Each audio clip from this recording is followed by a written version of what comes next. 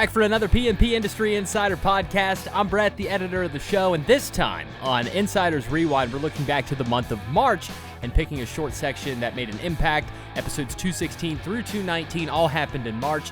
The PMP Industry Insider podcast takes a look at what is changing in the pest and lawn industry, and each week the show is presented by our friends at Cohesion. They offer marketing services for the pest and lawn industry. Plenty of information available when you visit cohesion.com. PestSure is another sponsor of the show. If you want industry-specific insurance, PestSure can help out. They provide insurance products tailor-made to the pest and lawn industry. Visit pestsure.com. And Voice for Pest is the industry leader in designing and implementing unparalleled voice solutions for PCOs of any size across the country. Visit this website, voiceforpest.com/podcast. Also, if you're interested in peer groups, you can join one. Information is available at pmpindustryinsider.com/peer groups. These are facilitated by David Billingsley, and if you want a bit of a preview on how they work, you can listen to episode 136. Each Thursday, a new PMP Industry Insider episode is released, and our first stop from March is episode 216, Marketing, Sales, and More, the Agent AI Playbook for Service Business Owners. Dan and Donnie on this episode, and Donnie is explaining how Agent AI is more than just AI answering to a prompt. Let's check it out. When you look at generative AI, where it creates, text, images, and content based on prompts, this Agent AI, it goes and autonomously, that's the key, autonomously executes tasks, makes decisions, and then integrates in with your other business systems. And so that's the part, to me, that's groundbreaking because, think about even basic things like, okay, I know that you do this, Dan. I know for a fact, even before I say this, I already know that you do it. This morning, did you log into QuickBooks? Absolutely. Did you download transactions? Absolutely. Did you categorize them? Absolutely. How did I know that? Right? Because I'm a sorry soul. Yeah. That's the highlight of my day. Right. Is to see what I build and what I got paid. I know that. So my point is that, of course, again, the demo I did was pretty simple, but the demo was not about the end result. The demo was about watching the process of an autonomous agent taking a prompt that I gave it and then figuring out what to do and then giving me recommendations based on that. And so at the end of the day. So tell me about, you said that there are some privacy and security issues, but what 100%. you just described that I go into QuickBooks Online, which is already on the cloud. Is that a problem or do I need No. When I say it's a problem, it's like, think about your own, the way that you authenticate, the way that you are, one of the reasons I did a simple one and I did it in a browser is because number one is I didn't want the demo to fail and I didn't want it to burn or whatever. But normally these agents you install as software on your local computer. And so it acts as if it's you. Right. So when you think about when you open up a browser on your computer, it's got all your caching, it's got all your cookies, it's got all of your saved passwords, it's got all that other kind of good stuff. What I was saying is, as far as the security issues, is that if you're running that from the cloud, meaning that you're acting from the cloud, you have to give it those passwords versus if it's already baked in and all it's got to do is click a link. That's very different. Very different. So in our office, we use something called LastPass, and everybody is assigned to their, and we use QuickBooks enter QuickBooks a little differently than you do. We have an authenticator. If I go in a client's QuickBooks file, it has to be authenticated through a phone and whatnot. And, so there's multiple devices so that nobody can break into what we do. Would it prompt you to say, okay, go to the authenticator, get me the It does. Yeah. And in fact, when I was doing another, kind of another little test, I had it go to Amazon and Amazon's like, I don't think you're a person. And so it did this CAPTCHA and it's like, and it stopped and said, okay, you need to put this in so I can keep going. And I did. Sure. And it kept going. And I mean, it figured that out on its own. It just said, hey, I need you to. So, but if it's installed as a local app, you can bypass a lot of those because you don't need, first of all, you don't need to do anything different than what you're doing right now. It's not like you're giving it your password and now you don't know where your password's actually going outside of the application that you're trying to get into. So for example, think about your QuickBooks password, for example. That password is stored on QuickBooks servers or wherever they store their passwords, right?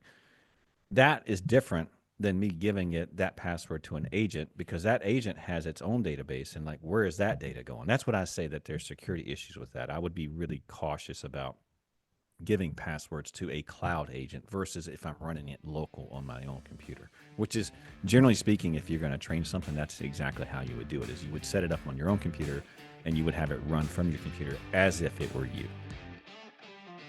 That's from episode 216. A decent way to look at this episode is to realize that Agent AI isn't on its way. It's already here. Donnie provides a demo in that episode that you can check out on the PMP Industry Insider YouTube channel.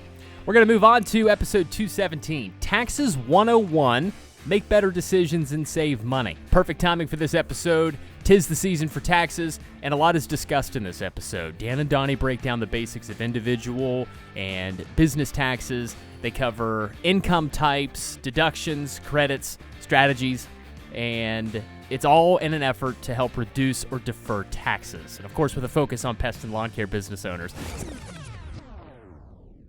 There are R&D credits that come through as a pass-through from your, your business. You can, we've had, some of them are kind of hokey and if you get audited, they really will challenge it. But we had one of our landscape companies come to us and say this outfit decided that, they went out to landscape or irrigation companies and said, hey, we can reduce your taxes by this R&D credit. And what's the R&D credit? It's by putting in irrigation systems and studying the effect of water on the lawn. And did people do it? Did they sign up for this? They did. Yeah, they did. Did they get audited? Not that I know of yet. And I was told, and by the way, I'm a CPA, so I do not endorse this, but I was told if I don't get audited, it's not illegal, which is an untrue statement. Just want to make it's sure absolutely untrue. You just didn't get caught. Yeah, that's right. Oh no, I don't think I'd be able to sleep at night if I pulled something like that off because I would just be so concerned that I would get audited. And it's like, oh, by the way, not only do you owe this tax now, you also owe us this much in interest and penalties, and you've got till this date. And I don't know. It's like it's almost like the benefit's not worth it. It's just not worth the risk. But right. You're going to study the effect of water. Yep. That's why I wouldn't be able to sleep at night. I would think I'd cause a flood, but that's just crazy. Episode 217 there with Dan and Donnie talking taxes. You can check out the full episode at pmpindustryinsider.com. This is episode 218. It featured Brian Clayton. He's the CEO and co-founder of GreenPal.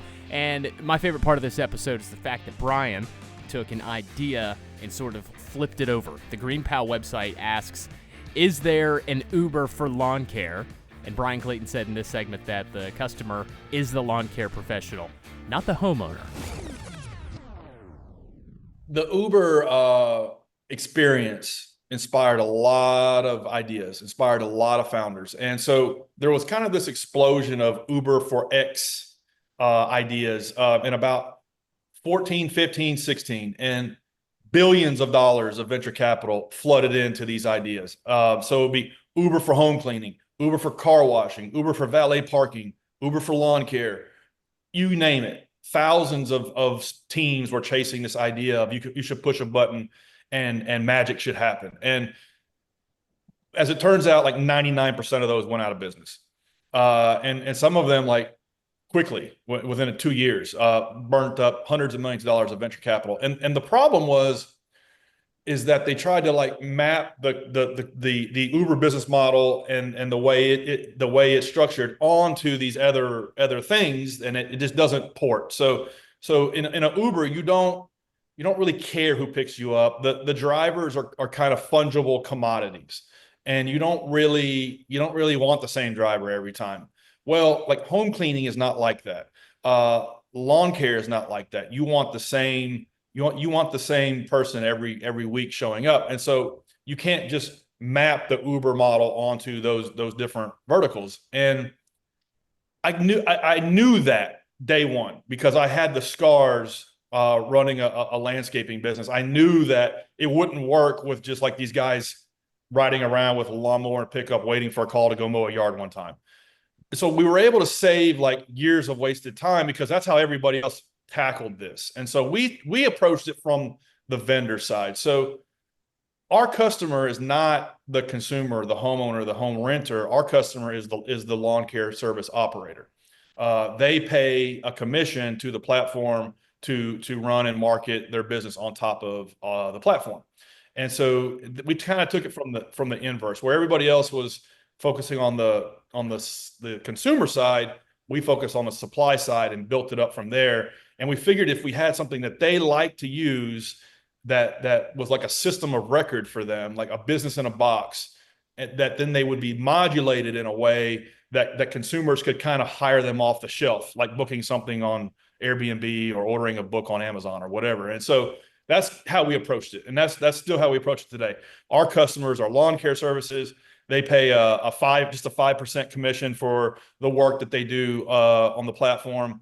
And in turn, they get marketing automation. They get all the inbound work that they need. They get route optimization, a CRM, and a bunch of other stuff that just make it really easy turnkey to run a simple lawn mowing business.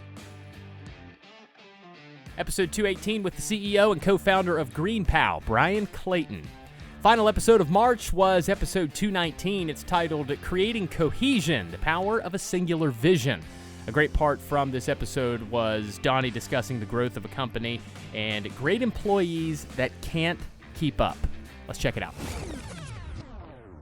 I know you've never had this happen, Dan, but it's happened at Triangle.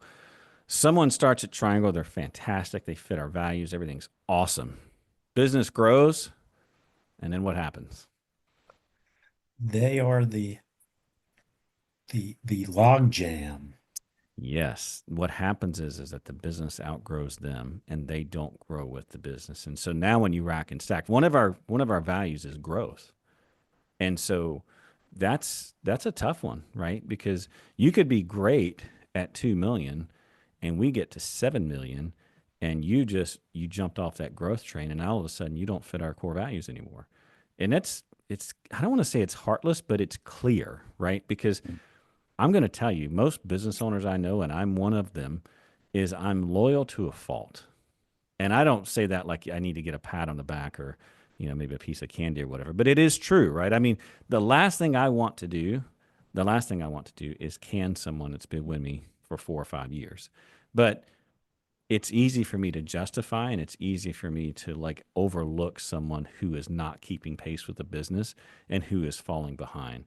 And the one thing I like about EOS, especially, when it comes to culture, is that it gives you a very clear system to, first of all, define what your vision is, define what your values are, and then a system to rack and stack your people against that to make sure that you've got a good team to help you kind of create that vision. So in any case, this is not a podcast on what it allows you to do is to,